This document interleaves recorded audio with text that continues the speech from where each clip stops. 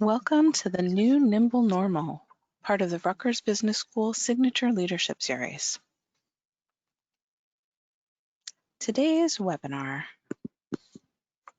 is offered in valued partnership with Tech United New Jersey, previously known as the Tech Council of New Jersey. Tech United NJ empowers innovators, entrepreneurs, and instigators. To learn more, visit their website, techunited.co.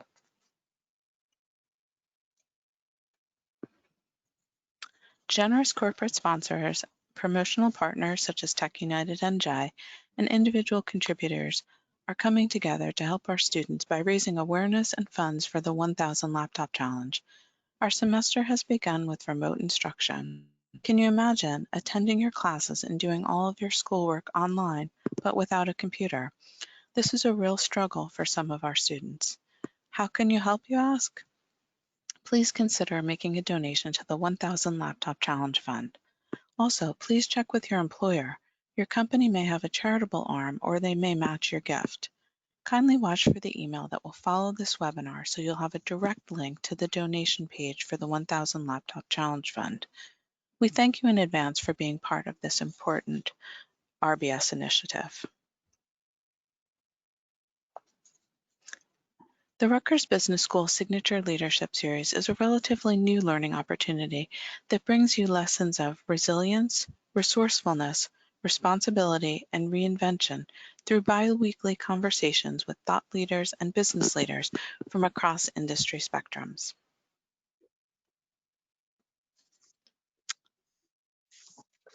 Here to help us to get to know Tyagarajan better and to facilitate today's discussion is a marketing and communications executive, Michael Schneider, our moderator. Michael is Vice President and Head of Global Integrated Communications at Genpact. He brings a wealth of corporate and agency experience to this role. Previously, Michael worked at companies such as First Data and ADP. He has also held academic teaching responsibilities at Fairleigh Dickinson, Drew, and Rutgers universities. Michael is a proud alumnus of the School of Communication, Information, and Library Studies right here at Rutgers. And with that, I'd like to hand things over to Michael now.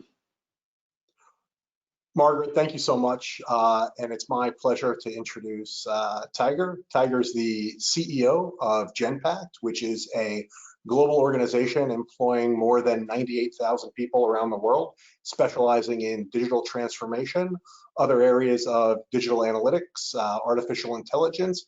Basically, the company specializes in helping large organizations run more efficiently and glean better insights from their data to make strategic decisions. Tiger, welcome to my alma mater, and look forward to beginning the discussion. Michael, pleasure to be here, and thank you for having me, and Margaret, thank you for having me on this discussion. Great. Well, let's get started, Tiger. Let's start with you personally, and tell us just a little bit about yourself, kind of where you grew up, some of your early interests, and a little bit just maybe about your family life.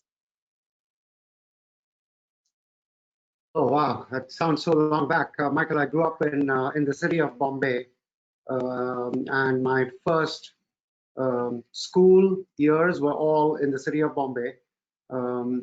Very crowded city, very dense city, very cosmopolitan, mixed population, meeting people from all over the country, speaking at least 10 different languages, if not more. And then often the first port of call, along with a couple of other cities in India, for international travelers, particularly on business, who want to do business with the country and enter the country in India. So early days, from the very early days, always was in the middle of a very diverse population, and that's where I grew up. Fantastic. Can you talk a little bit about your into the world, for GE and Genpact? Yeah, so I started my professional career after my engineering and my MBA days with, in those days, a company called Cheeseboro Ponds, and this was as far back as 1985, in sales. So I used to manage a territory sales in a territory of consumer products, personal care products. Think about shampoos, creams, managing a sales force, managing warehouses, managing distribution, trade promotion. And then over time, that territory grew into more states in the country, a whole region, the Western region. And that's what I did from 1985 to 1991, so six and a half years. Then joined Citibank in the consumer finance business. And in 2.5 years, did 6 jobs in Citi, in consumer finance, all in consumer finance, in mortgage, in unsecured lending, in credit cards, in collections, customer service.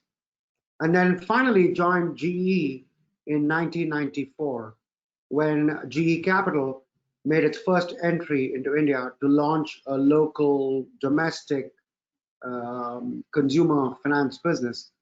And I joined there as the risk leader. So that's been my career. I haven't made my resume since May of 1994. That's awesome. That's great. That's awesome. Many of the folks who are listening on this call who are going to be pursuing careers in business probably want to know, from a CEO of a global publicly traded company, if you had to provide a couple tips, a couple kind of leadership bits of advice, what took place along your career path that really enabled you to just kind of keep moving forward to ultimately leading a large organization like Genpact? Great question, Michael, and I think I'll talk about a few learnings. At that time, I didn't realize they were learnings. I just picked them up, and then in retrospect, as I've looked back, I realized that actually there are things that have become core to my beliefs. So first, I'll start with the team makes all the difference. An individual generally can't deliver much. It doesn't really matter how big a leader you are, how great a thinker you are, how much IQ you have, how much relationship skills you have. Pretty unimportant if you don't have a great team. Learned that very early. At the age of 24, I was managing a team of 10 people in sales with zero experience of managing people, ranging in age from 28 to 59. So think of a 24-year-old who is the boss of a 59-year-old veteran who was amazing at what he did. You learn a lot. So an example I'll give you a great story. I went up to him in the first week itself after I figured that he was considered to be God in the company in sales. And I said, his name was Kapil. I said, Kapil, sir, you are considered to be God. I'm a kid here. I know I'm your boss, but I'm a kid. I need to learn so much. I'm going to keep coming to you and asking you questions. Would you help me understand every time I ask you questions? That took him by surprise because he thought I'm the boss, so I'm going to behave like a boss. He literally came to me, put his arms around me and said, you're like my son. I'll make sure more than anything else you are successful. So over the years, I've realized actually you got to treat your team as though they are your boss, because actually they are. If they're not successful, you're not successful. I just picked that one as one of my biggest learnings. That notion of I've heard you talk about that. I think is critical, and I think is a great lesson for people to kind of learn. Kind of leading in service of your team. I think is a great takeaway for many of those who are listening today. Tiger, if we kind of flash forward to present day and kind of think of COVID and think of the pandemic and think of how everybody is just changing in the world. Not to get a little bit too personal with you, but I found it very fascinating how you found yourself, living in New York, relatively isolated, unfortunately, from your family, leading a global public company by day, and then interestingly by night, kind of running the bridges of New York and kind of doing other things around. So if you could talk a little bit about that and kind of just the juxtapositioning there and really what you learned during that time as a CEO.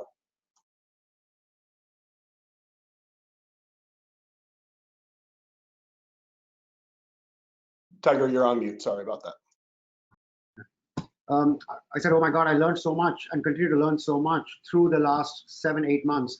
The fact is, none of us, as individuals, as a team or a company, and none of the world was prepared for COVID-19 and was prepared for the action that was needed on account of COVID-19, including lockdown, working from home, remote working, attempting to run a business while you're no longer in an office meeting people. I would say we came up with 2 design principles, and it reminds me that you need to have a North Star that you define, that as a team you all agree on, and then you start marching towards that North Star. So the 2 North Stars we defined were employee health and safety is incredibly important, and any decision that we take has to make sure that that is maintained. And the second is, we said we are not only important for our clients, and we serve global 1,000 companies, but it looks like we are incredibly important for the economies of the world, given the nature of the work we do. If we don't, process the order that comes from a retailer and make sure that the producer of cheese or of milk or of chocolates or of pharmaceuticals receives the order and then ships the order to the retailer, that retailer is not going to have those products available. And then you and I as a consumer walking into the store in that window when it was open would not find what we want. And that to me felt like we are hurting the economy. So that's an example of one of the things that we do. We do supply chain back office work. Or someone goes in, buys the milk, and is swiping their credit card. If we are not there behind the scenes, making sure that that credit card transaction goes through, and if there is a question that needs to be answered because there is a fraud alert, then we enter the conversation, make sure it's clear, and the consumer can buy the product. How are you and I going to shop? So early in our journey in COVID-19, we realized that we are incredibly important for the economy and for trade and for society. At the same time, we have to make sure that our employees are safe. So those became the North Star. We navigated the North Star. We took decisions in rapid cycle at a pace that I can't even imagine that we would be able to take. We didn't have perfect information. It actually reinforced one of my learnings. Going back to your first question, I've always been a big believer that you shouldn't search for perfection. If you're closing the books for a company, you better be perfect. In some areas, in integrity and compliance and so on, there is a right and a wrong answer, and that's it. It's right or wrong. There's no in between. But in many other things in life, you cannot search for perfection. Speed is important. Probably more true today than it's ever been. COVID-19 has demonstrated the importance of speed. If I tell you, Michael, I'll give you the answer to this next Friday, and I'm talking to you this Friday, and I'll tell you 1 week later, that could mean that by then the number of cases have doubled. Right? So it tells you how much the world changes in 1 week. But that's the nature of digital transformation as well, and digital technologies. It's changing so rapidly. So I think we're learning and learned so much in this remote environment where 100,000 of our people are working from home. Yeah, and to that point of talk a little bit about, if you will, from the standpoint of being a leader, where were you when you had to make that decision of all of a sudden now tens of thousands of folks that work for Genpact are now going to go through that Herculean effort of going from on-site to remote, and talk a little bit about kind of what went through your head around who you needed to talk to at the board level, at an operations level, and kind of how you just pulled that all together, because that is a major, major decision for companies to make. No, it is. I was on a flight back from London when, and this was late February, so it was well before anyone went into lockdown and so on. We already had taken action in China. We have close to 4,500 people in China. All of them had moved to work from home and was working. A number of us had a belief that this is going to spread across the world. So we were kind of getting ready for what that meant without knowing exactly what it is going to mean. I get onto this call at Heathrow Airport, ready to board my flight, and a number of people in our team, including you, Michael, you were on that call, basically told me, we better get ready to cut off travel. And I wasn't ready. Most of you basically said, Tiger, you're not listening. We must shut down travel. And at the end of that call, after about 20 minutes, I said, look, I don't think I'm fully getting it, but I have some really smart people in my team. They're all looking at it with different perspectives, and each of them are coming to the same answer. My general counsel, my global operating officer, my communications head are all saying, let's shut down travel. And I remember asking you guys, okay, but shut down travel in this part of the world and that part of the world. And all of you said, no, we're talking about global shutdown of travel. And that's a decision we took. By the time I was in New York, I realized this is the last travel I'm going to do for some months.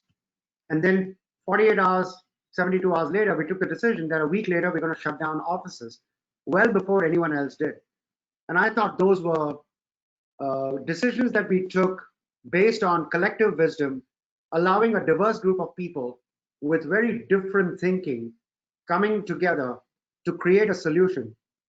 And I thought in some of those cases, I wasn't of that point of view, but I hopefully created an environment where people were able to convince me.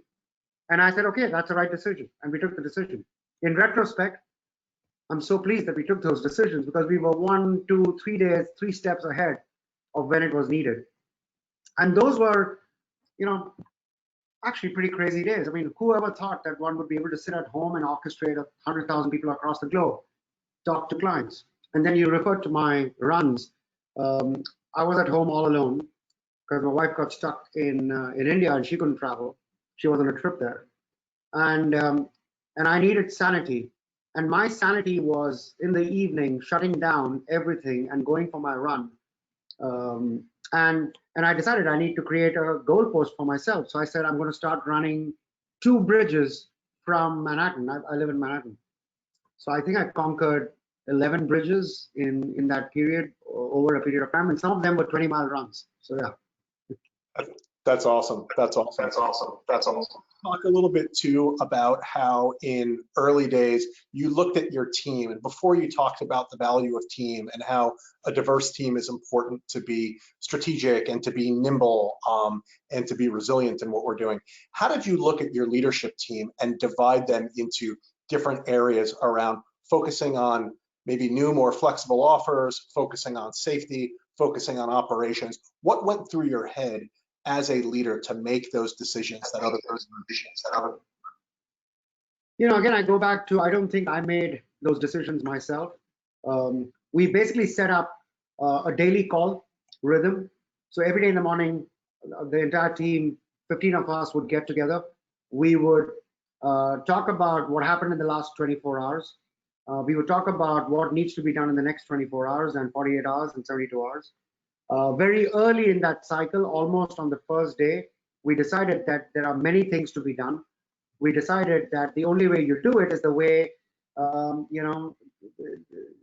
the Army or the Navy approaches, an assignment. And we said, let's create work streams. Let's create responsible leaders for each of those work streams. So one work stream, for example, was communications.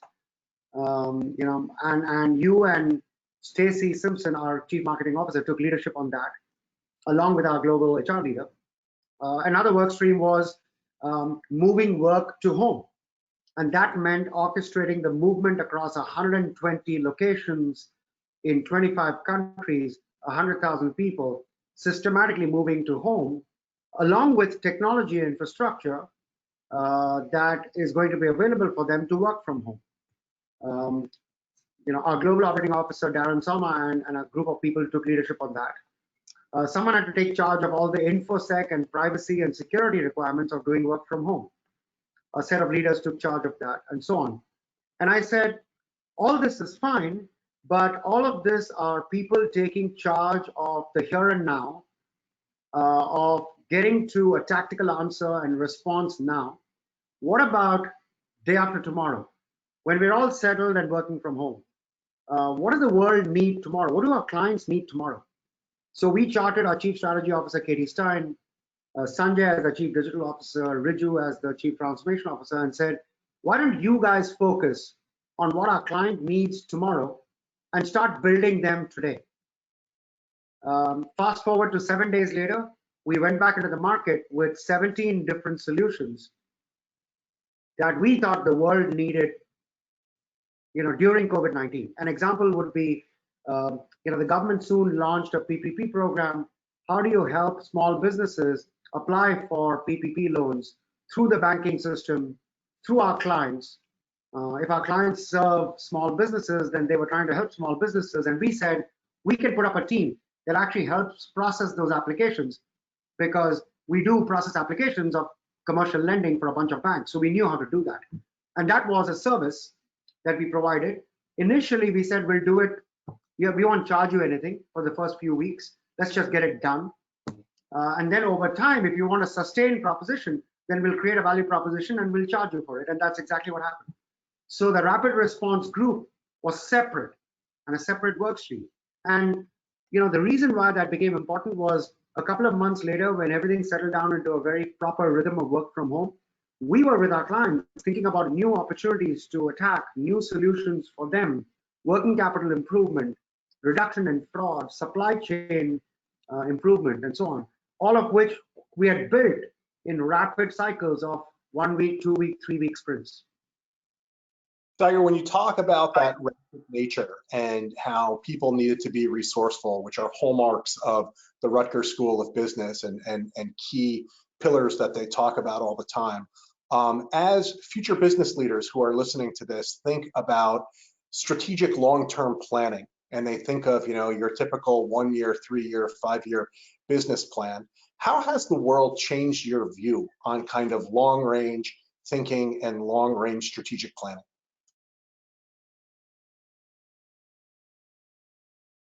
Tiger, you're on mute. Sorry about that. No, sorry. I do 20 of these Zoom calls and web calls a day, and yet I forget that often one goes on mute. I was saying, I know that the Rutgers Business School rallies around the 4 R's of resiliency, resourcefulness, reinvention, and responsibility. And actually, each of those words resonate with us. And the way I would talk about it is, look, it's important to have a North Star. It's important to have a strategic plan. It's important to create a long-term view. However, 3 things are important. Never ever get over-wedded to it, because the environment changes, competitive environment changes, new technologies crop up, disruption happens. If you get too wedded to a strategy and a North Star, and you're not going to change, then that itself is the death of the business and death of the company. The second is, beyond a point, don't spend too much time in creating a very elaborate 5-year plan, because the assumptions that you make in order to create those 5-year plans are only worth so much in a rapidly changing world. One of the big beliefs I built over the years, back to your first question, is it more important to be able to crystal gaze into the future, or is it more important to be ready for any future? I've always been a believer that it's more important to be ready for any future. There is only so much crystal gazing will get you. I think it's even more true today. COVID-19 has further reinforced it even more. So I believe that individuals, businesses, teams who are agile, responsive, resourceful, able to pivot from having 1,000 people work at this problem to saying, no, tomorrow morning, all of you 1,000 people are going to work on that problem. And if you can do that on a dime, you have an advantage that many people don't have. So nimbleness, agility, responsiveness, more important than tell me what the future is. You don't need to know the future if you can change to whatever future. It's the old saying that the way to escape a lion chasing you is just to run 1 second faster than the person running next to you. That's it. So we are big believers in that. So therefore, rapid cycle of planning, rapid cycle of forecasting, rapid cycle of, and when I say rapid cycle, I'm saying we know some clients of ours who actually forecast P&L and revenue for the next 365 days every day. So every evening, they add a new day in the 365 days and they delete the day that's just gone by. That gives them new information for the next 365 days. Fascinating. That's fascinating. One of the things too, Tiger, that I would love for you to touch on for the folks that are listening in is your thoughts on being a lifelong learner. One of the things that we've seen is, the value of upskilling and reskilling. Unfortunately, there are large segments of the global workforce right now who, through no fault of their own, find themselves either out of work or trying to figure out what's next for themselves. As the business world changes so rapidly, there are a lot of new skills that individuals need to pick up and learn, quite frankly, overnight. And I've heard you talk a little bit about the half-life, if you will, of a skill. If you could share a little bit more about that, that'd be fantastic. Yeah, I think the world of education and learning for a human that used to be defined, I guess it's still defined, and I think it's wrong, defined as 20 years of learning, school, high school, college, professional degree, etc. And then maybe 35, 40 years of working as distinct from learning. And then 20, 30, 40 years of retirement. I think it's changed. And I think it's changed, by the way, 10, 15 years back. I've always been a believer that, yes, you need foundational learning, and that's the 20 years. Whether it's undergrad, postgrad, business education, Rutgers Business School, those create foundational aspects of not just knowledge and skill, because that's a small piece of what gets created. The real learning that you have is, how do you learn? How do you imbibe learning? How do you work with people socially to increase the value of collective learning? That's actually what you learn. People don't realize that. Those who learn well are those people who learn it in those 20 years. And then for 40 years, you work and learn in rapid cycles. The best is when you don't even know whether you're working or learning. You can't distinguish the two. It's not that you work for 2 years and they say, okay, I'm going to take a sabbatical for 6 months. You could do that. By the way, there are people who do that and I admire them. But I could never do that. So I've always looked at learning as every day in my life while I'm working, how do I learn? Organizations like ours have to create an environment where you can foster that learning. You create a culture of learning, which is why I love the word curiosity. It's the single most important word in my dictionary. You got to live a life where you're curious about everything. So what does that mean? It means you're constantly asking questions.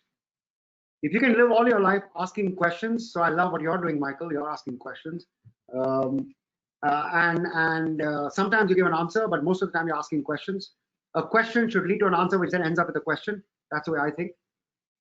And then a lot of those questions should be why. The most important question is the question of why, W-H-Y, not the question of who, when, what. Those are important, but why is the most important. And people who live their lives constantly asking why. Why does the sun rise in the east? Why does the world go round? Why do people behave this way? Why is my customer saying this? Why is it so difficult to forecast demand for wheat flour? Why did the demand for wheat flour go up by 35% in the first 4 weeks of COVID-19? You knew that, right, Michael? I remember telling you. And the demand for yeast went up by 53%. Why? Because people were baking at home. They were baking a lot at home, obviously. So they went and bought wheat flour and they went and bought yeast, and inventory ran out. So living a life where you constantly ask questions. The other thing that it does is it fosters diversity. Because if you get 10 people in the room and they all think the same way, everyone's going to come to the same answer at the same time. Therefore, the question, why do you say that, is irrelevant, because they're all saying the same thing. When you have a diverse group of people, you could have someone who says something that's the opposite of 9 other people. The response of those 9 people cannot be, you're wrong, John, I'm right. Mary, you got it wrong. No. The response of the 9 people has to be, Mary, why are you saying that?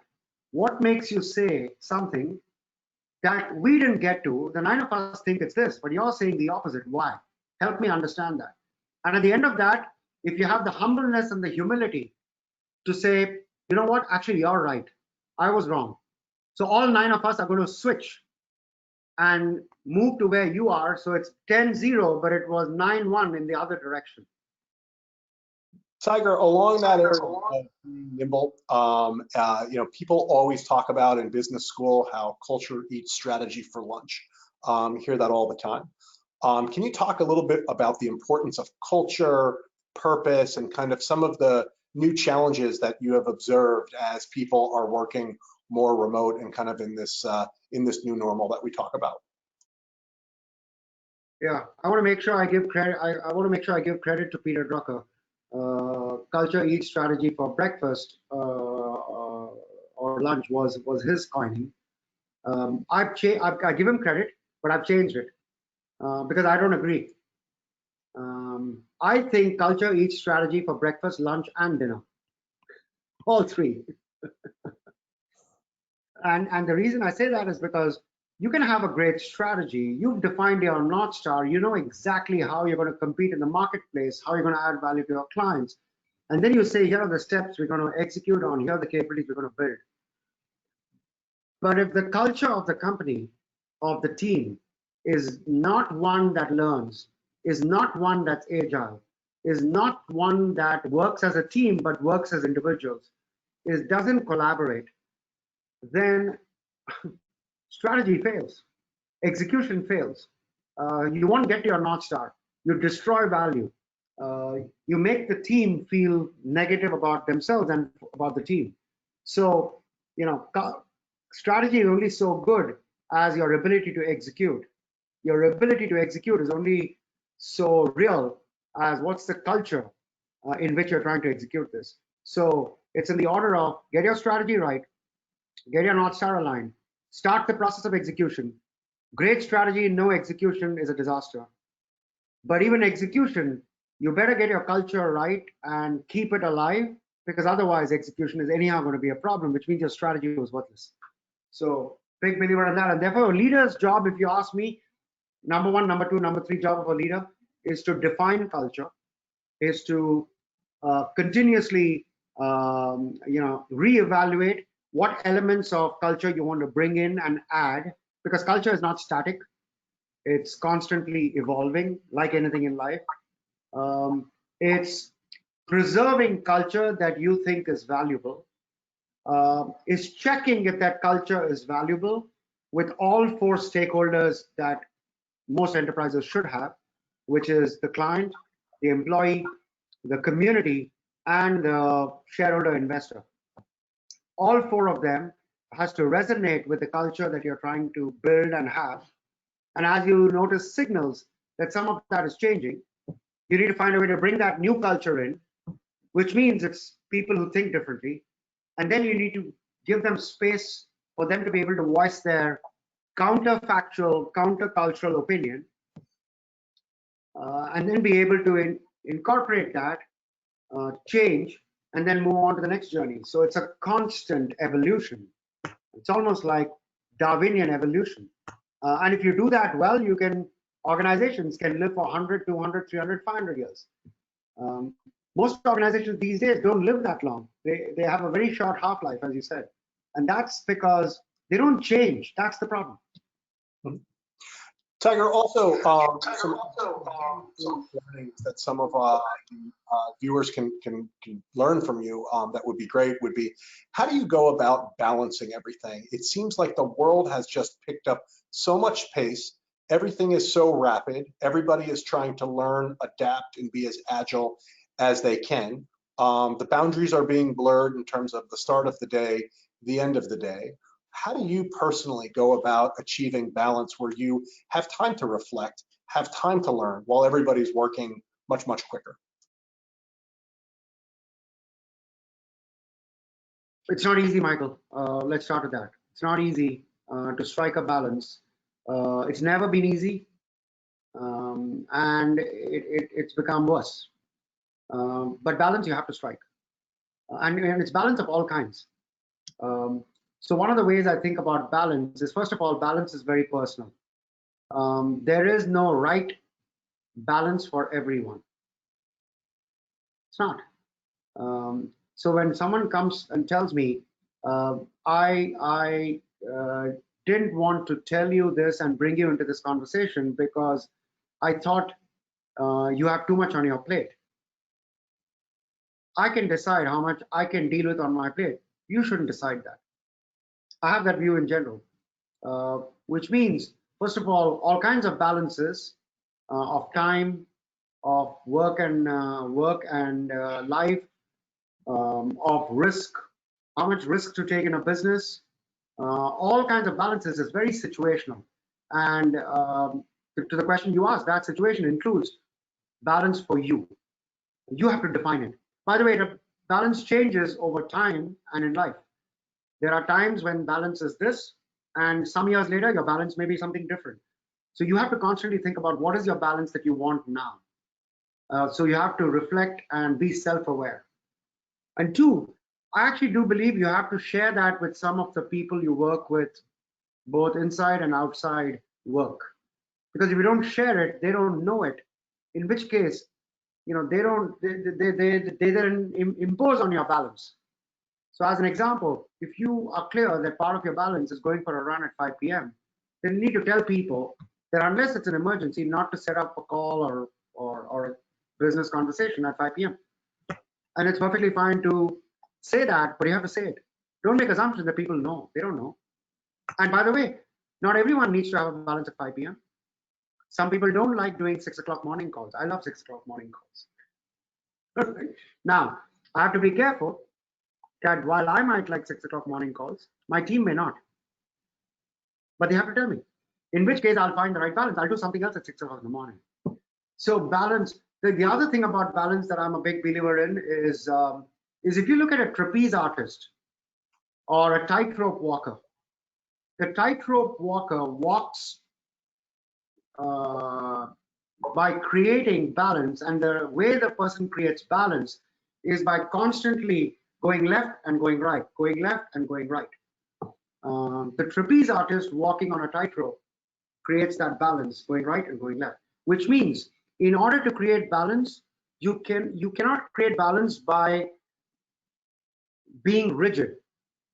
The way you create balance is by a little bit more here and then readjusting it back as a little bit more here, then a little bit more here, then a little bit more here. That's the way you create balance. You zigzag your way to balance. You never straight line balance. Also, too, I've heard you talk a little bit about not only balance, but growth in parallel to interval training in running and knowing when to go fast and knowing when to go slow. That as well. Sorry, Michael, what were you referring to? In the past, I've interval in running, and through interval training, the notion of going fast and going leads to better growth. No. So that's another great metaphor, which is the best physical exercise often are spurts of high and low. Obviously, anything that's low forever is not good. I don't think the human body and the human brain can sustain high forever.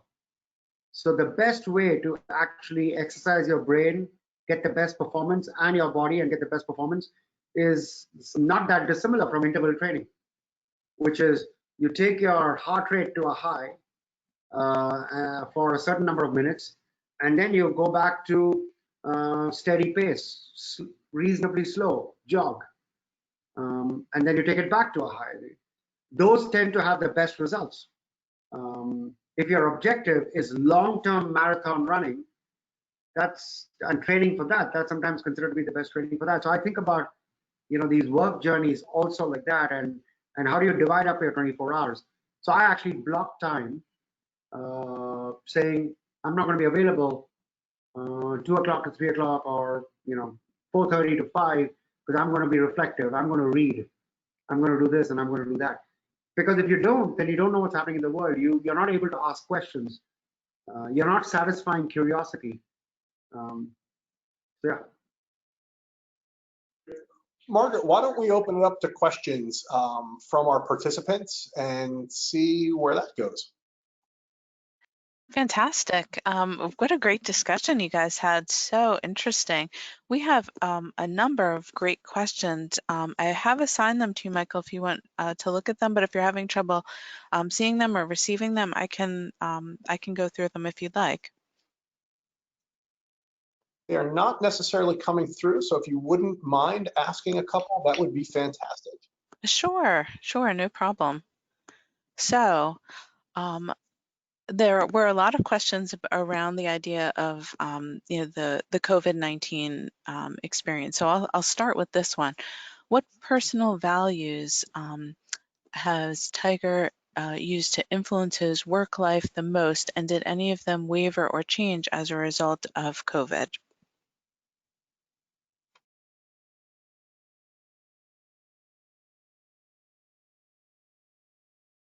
Tiger, you are muted and I'm not able to unmute you.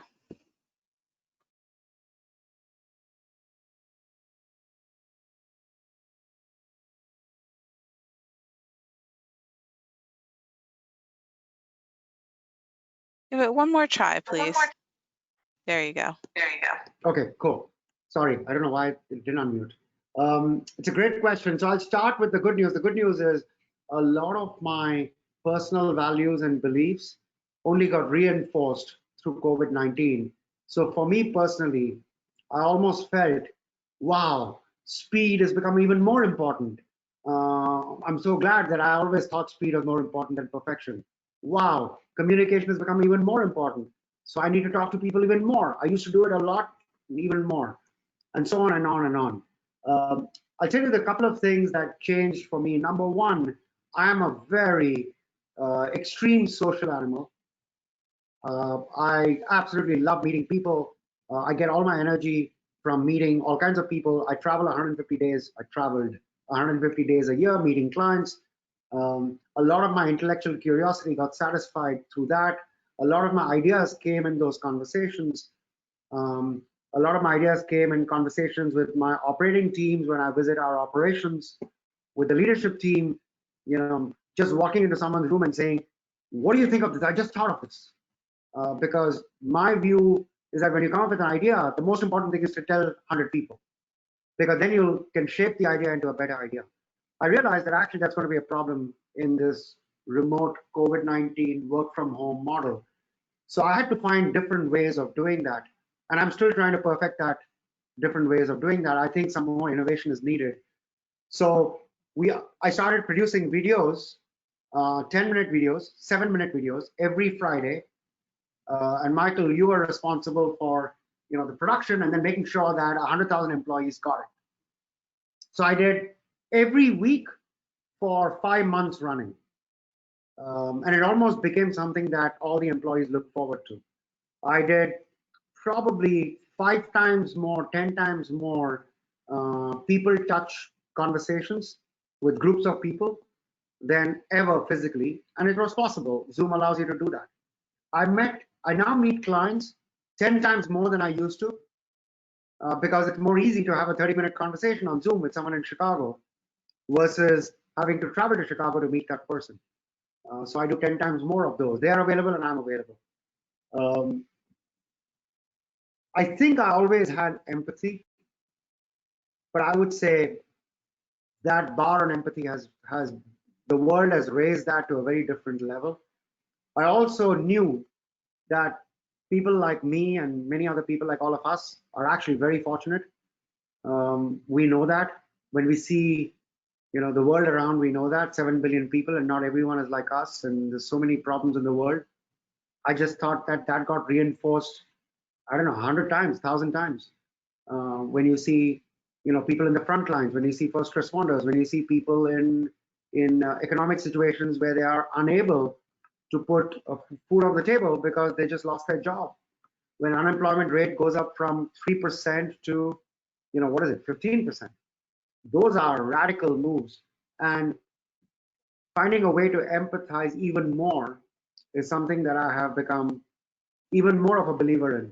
And I'm trying to hone that as we go forward. The last thing I'll say is, still trying to figure out a way to build culture and hold culture and evolve culture in this virtual environment. It's very difficult.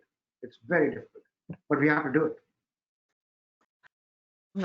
Fantastic. So another question was about your tips to deal with a burnout for yourself, your employees, recognizing that everyone is stretched so thin since the pandemic hit. No, again, a great question. Always a great question, but even more great question in today's times. I referred to some of them. So you have to, we all are run by our calendars. In business, actually, I guess these days, even in non-business, our calendars determine what we do when we do, and that's expected because we give our time and people give their time by matching calendars, which means if you allow the world and yourself to be completely open to match calendars and have discussions on any topic at any time, then you're not in control of anything. So you got to find a way to take control of some aspects of the calendar. So the way I've done it is, as I said, I've taken control of my evening without fail. There are always exceptions. You always have to understand the world is about exceptions, but you take control of that, and therefore no one can get in there. And my team knows that. I've always had control of the weekend, which is my time. I don't set up conversations on weekends. But I work, but that's my own personal work. I read, I do whatever I do, but I don't disturb other people. I don't expect them to disturb me on work stuff. And then you have to have certain rituals, and they can be different things for different people, that allows you to be contemplative, to be reflective, to think. I think the brain actually does a lot of interesting things when you reflective, which means you're not engaging other senses, which means you're in a zone. I mean, that's what mindfulness is about. That's what Zen is about.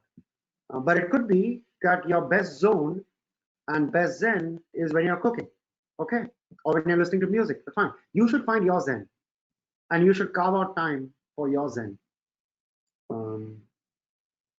I still have to find an answer to. I still want to meet people, but that's a problem that's not solvable immediately in a large sense, even with social distancing. I can definitely appreciate that. I miss the human contact as well. Yeah. So we have a question that's around people who are entering the workforce. So that would be either students graduating or perhaps a job changer. And with the way that things have been going lately, what advice do you have for people that are entering the workforce, things that they could be doing proactively to improve their chances? Again, a great question. I have a son who's 26, and he finished his undergrad and he's now been working for the last 5 years. He's getting ready to do an MBA at some point.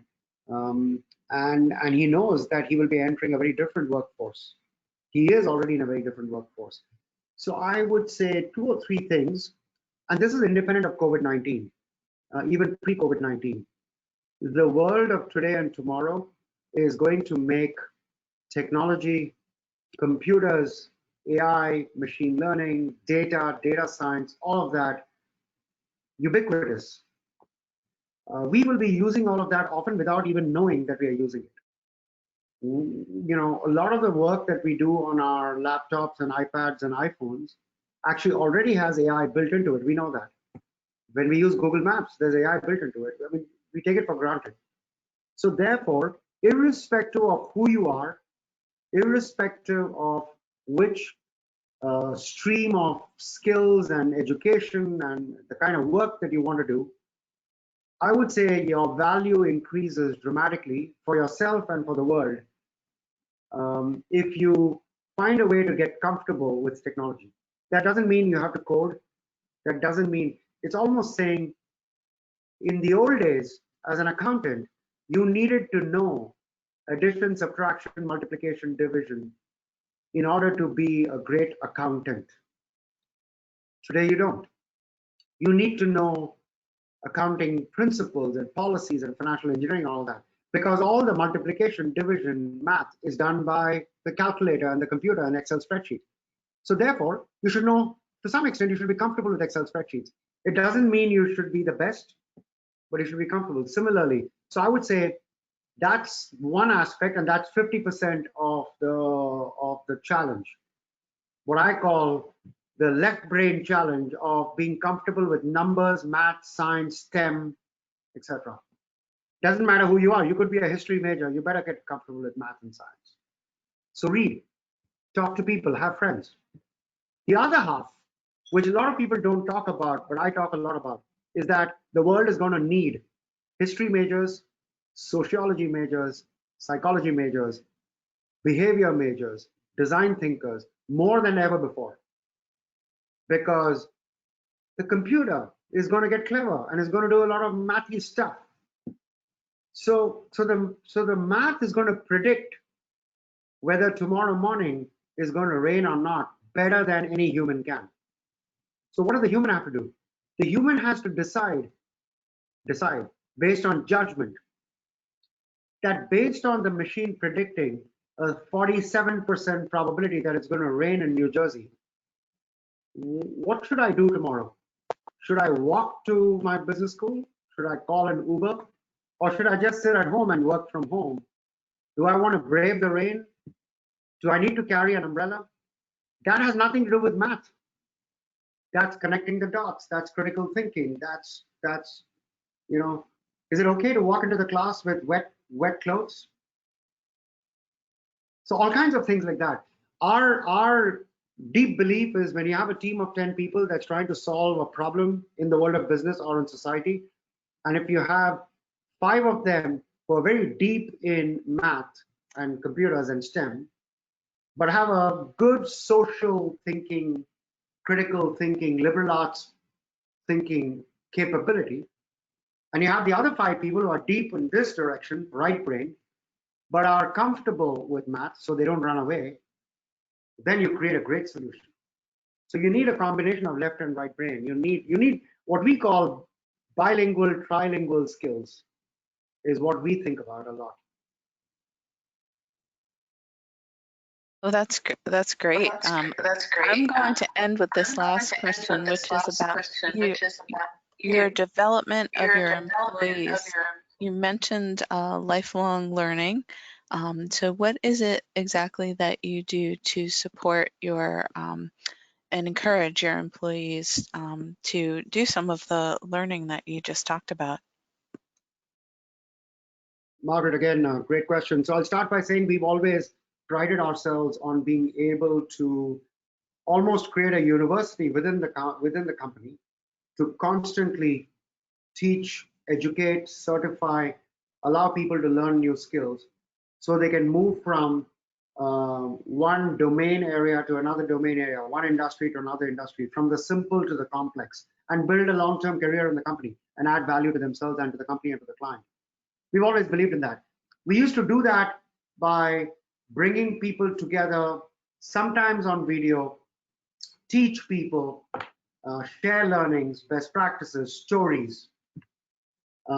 It became clear to us a couple of years back that technology allows us to do that in an even better way at scale. So we launched this platform called Genome, Genome, because we realized that actually it is the core DNA of the company. It's an AI machine learning driven, simple orchestrator of content. But along with that, it's also an orchestrator of a training path that is customized for every single individual. So for every single individual, based on who you are, what you've done so far, what you want to do, where you want to go, what you want to learn, it actually sets up a training path for you and feeds you constantly with, hey, I think, John, you should go through this 10-minute video on learning about robotic process automation, because I believe that 1, you're interested, 2, I think it's a good thing for you to be interested, because based on your background and what you're doing today, if you add that, you're going to become valuable for the client and for the company and for yourself. And that becomes a 10-minute, 20-minute module, which then becomes another 10, 20-minute module some other day. It's all video-based, and there are tests, and you know how well you're doing. And then every once in a while you say, you know, I tried to use this, but I didn't understand this. And you have the ability to reach a guru, an expert.